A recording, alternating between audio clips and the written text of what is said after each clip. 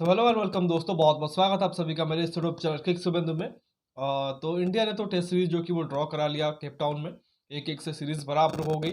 But जो दूसरा match उसी डे पे स्टार्ट हुआ था, वो गेम जो कि वो चौथे दिन पे ज़रूर आया। सिडनी में जो टेस्ट मैच चल रहा था, farewell test match David Warner का। और पाकिस्तान और ऑस्ट्रेलिया के बीच जो सीरीज चल रहा है, उसमें आखिरी मैच जहाँ पे पाकिस्तान की टीम व्हाइट वॉश बचाने के लिए खेल रही थी कि किसी तरीके से एक मैच यहाँ पे जीते। और उनके लिए प्राइड की भी बात थी, बिकॉज आई थिंक मैं अभी देख रहा था, आई थिंक ट्विटर पे शायद 29 सालों से शायद उन्होंने वहाँ पे टेस्ट मैच जीता नहीं है या फिर ड्रॉ नहीं कराया है। सारे के सारे मैचेस वो हारे हैं। तो एक और मैच उसमें एक और जुड़ गया है। और मतलब बहुत ज़्यादा एक तरह से कहेंगे कि पाकिस्तान फैंस के लिए बहुत ज़्यादा टफ होगा, बिकॉज इस बार अगर आप देखो तो वो काफ़ी नज़दीक आए थे मैच जीतने के। पिछला मैच तो आई थिंक जो एमसीजी वाला हुआ था, वहाँ पे डेफिनेटली चांस था, और इस मैच में भी सिडनी में भी अगर देखो तो काफ़ी हद तक एक तरह से उन्होंने गेम को कंट्रोल किया था। उनके पास मौका भी था। बट अगेन देखो कि Australian team world champion team ऐसे ही नहीं है। उन्होंने एसिस्ट रिटेन किया 2023 में, वर्ल्ड कप जीता है। दोनों ही फॉर्मेट का 50 ओवर का, और WTC फाइनल भी जीता है। तो ऐसे में उनको आप अगर हल्का सा भी चांस दोगे तो फिर वो एक तरीके से उसको एक तरह से ग्रैब कर लेंगे। और वही चीज़ हुआ है। आई थिंक पाकिस्तान ने यहाँ पे, यार आप देखो इस पूरे सीरीज में आई थिंक कुछ मोमेंट्स पे उन्होंने एक तरह से लीड किया है, मतलब वो आगे रहे हैं ज़रूर। और उसी मोमेंट में अगर आप कहोगे कि उन्होंने वो जो कह सकते हैं एडवांटेज उनके पास है, वो जाने दिया है। और उसी का एक तरह से फ़ायदा ऑस्ट्रेलिया को मिला है। इस टेस्ट मैच में आई थिंक जो पहले दिन भी हुआ था, मैंने आई थिंक आपको बताया भी था कि पहले दिन में क्या हुआ था, कि किस तरह से ऑस्ट्रेलिया ने बहुत अच्छा स्टार्ट किया था विद द बॉल। बट बाद में आमिर जमाल ने और मोहम्मद रिजवान ने अच्छी बैटिंग की थी, जिसके चलते इन्होंने एक अच्छा खासा स्कोर बनाया था। और उसके बाद आई थिंक डे ओवर के एंड पर अब देखो बहुत ज़्यादा कुछ ऑस्ट्रेलिया ने किया नहीं था, बिकॉज एक ही ओवर उनको बैटिंग करने का मौका मिला था। जो सेकेंड डे रहा वो रेन इफेक्टेड रहा, जिसमें ऑस्ट्रेलिया ने आके बैटिंग ज़रूर किया। और 116 पे आई थिंक 2 डाउन थे उनके डे 2 के स्टम्प्स तक। वहाँ पर देखो उस्मान ख्वाजा और डेविड वार्नर आउट हुए थे। दोनों को अच्छा स्टार्ट मिला था, बट कन्वर्ट नहीं कर पाए थे बड़ी पारी में। थर्ड डे में आप देखो तो ऑस्ट्रेलिया में आया और अच्छी बैटिंग कर रहे थे। लाबुशन ने अच्छी बैटिंग की, 50 मारी थी अगर आप देखो तो। उन्होंने अच्छा खासा स्कोर ज़रूर किया था। एक वक्त पे लग रहा था कि ऑस्ट्रेलियन टीम जो कि आगे निकल जाएगी, लीड ले लेगी पाकिस्तान से। और उसके बाद अगर आप देखो आमिर जमाल एक बार फिर से, मतलब with the bat with the ball, allrounder का एक तरह से कहेंगे ट्रू डेफिनेशन है। पाकिस्तान टीम के लिए इस सीरीज में लगातार अच्छा कर रहे हैं। एक और 5 पर उन्होंने लिया, बहुत अच्छी गेंदबाजी की। और एक वक्त अगर आप देखो तो 289 पे अगले 10 रन के अंदर अंदर उनके 5 विकेट गिर गए, और 299 पे वो ऑल आउट हो गए। जैसा ही कहा था, वार्नर और ख्वाजा ने अच्छी बैटिंग की थी। उसके बाद लबुशन ने भी 60 रन किए, स्टीवन स्मिथ के 38 थे। नीचे से अगर आप देखो मिचेल मार्श ने 54 की है, और अलेक्स कैरी ने 38। बट से कहा कि 5 पर लिया आमिर जमान ने, 6 विकेट उन्होंने लिए हैं। तो बहुत अच्छी उन्होंने गेंदबाजी की, और उसने हेल्प किया कि पाकिस्तान ने 14 रन की लीड जो कि वो ऑस्ट्रेलिया के ऊपर पाई।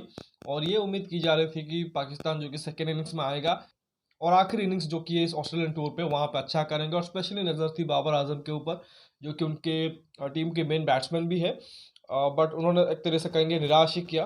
पाकिस्तान सेकेंड इनिंग्स में सिर्फ 115 रन पे ही ऑल आउट हो गई। मतलब आप एक्सपेक्ट नहीं करोगे वैसी चीज़ कि एटलीस्ट वो कोशिश करते कि 200-250 बनाए दूसरे इनिंग्स में। और 260-70 का तो एटलीस्ट टोटल जो कि वो ऑस्ट्रेलिया को दे चौथे इनिंग्स में, जहाँ पे डिफिकल्ट हो सकता है चेस करना।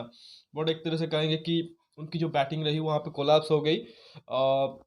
शॉपिक जीरो पे आउट हुए, और आई थिंक उन्होंने दोनों इनिंग्स में जीरो किए हैं। मिचेल स्टार्क ने उनको दोनों ही बार आउट किया है।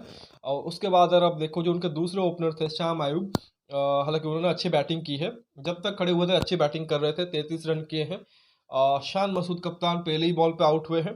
बाबर आजम अगर आप देखो 23 रन है 52 बॉलों पे, एक और फेलियर है।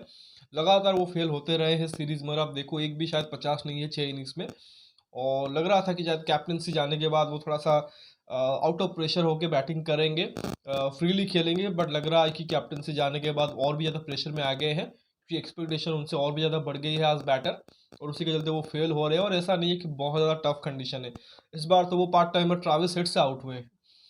बाकी नीचे से भी कुछ खास परफॉर्मेंस थी नहीं। रिजवान एक बार फिर से उन्होंने थोड़ी देर बैटिंग की, 28 किए हैं, और आमिर जवान ने भी 18 किए हैं। सिर्फ 115 रन बना पाए। और पैट कमिंस अगर आप देखो तो वो लगातार लगे हुए हैं अपनी टीम के साथ। हालांकि इस इनिंग्स में उन्होंने विकेट ज़रूर ज़्यादा ले लिए हैं, बट अपने गेंदबाजों को सही तरीके से यूज़ किया है। सभी गेंदबाजों ने विकेट लिया है।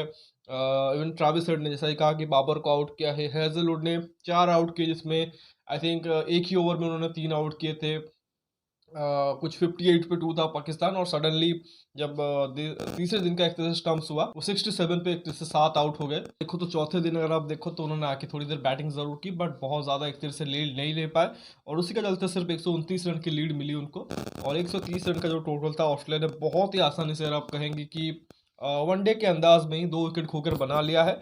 उस्मान ख्वाजा हालांकि 0 पे आउट हो गए, लेकिन डेविड वार्नर जो कि अपनी आखिरी टेस्ट इनिंग्स में एक बहुत अच्छी पारी खेल के गए हैं, 57 रन उन्होंने किए हैं। इसके अलावा लबुशेन ने भी 62 किए हैं, और स्टीवन स्मिथ नॉट आउट रहे 4 रन बना के। तो ओवरऑल देखो बहुत अच्छी परफॉर्मेंस ऑस्ट्रेलिया की तरफ से। हालांकि अगर आप ऑस्ट्रेलिया की बैटिंग देखें तो शायद जो उनसे उम्मीद होती है कि डोमिनेट करेंगे, शायद इस सीरीज में उन्होंने डोमिनेट उतना नहीं किया है, स्पेशली इन लास्ट 2 गेम्स।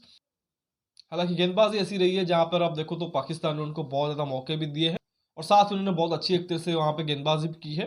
मतलब जो भी एक तरह से उनको अपॉर्चुनिटी मिले हैं उन्होंने काम किया है, और स्पेशली पैट कमिंस के बारे में, बिकॉज जब जब आई थिंक ऑस्ट्रेलिया को ज़रूरत पड़ी है, कप्तान ने एक तरह से हाथ खड़े किए हैं और आके प्रेशर मूवमेंट पर डिलीवर किया है, और they truly deserve to win this series by 3-0। क्योंकि उन्होंने एक तरह से अच्छे मोमेंट्स एक तरह से कैप्चर किए हैं, जहाँ पे पाकिस्तान अगर आप कहें तो हर डिपार्टमेंट में निराश किया है, बीट बैटिंग हो या फिर बॉलिंग में आप देखो तो शायद एक आमिर जमाल का आप नाम लोगे, बाकी उस हिसाब से किसी ने अच्छे से एक तरह से गेंदबाजी की नहीं है। लेकिन फिर भी मुझे लगता है कि पाकिस्तान ने गेंदबाजी काफ़ी बेहतर की है ओवरऑल देखो, बट फील्डिंग ने उनको लेट डाउन किया है, काफ़ी सारे कैचेस छोड़े स्पेशली स्लिप्स में। और ऑब्वियसली अगर आपके बल्लेबाज उस हिसाब से सपोर्ट नहीं करेंगे तो फिर सेना कंट्रीज में मैच जीतना specially for an Asian team बहुत मुश्किल होता है।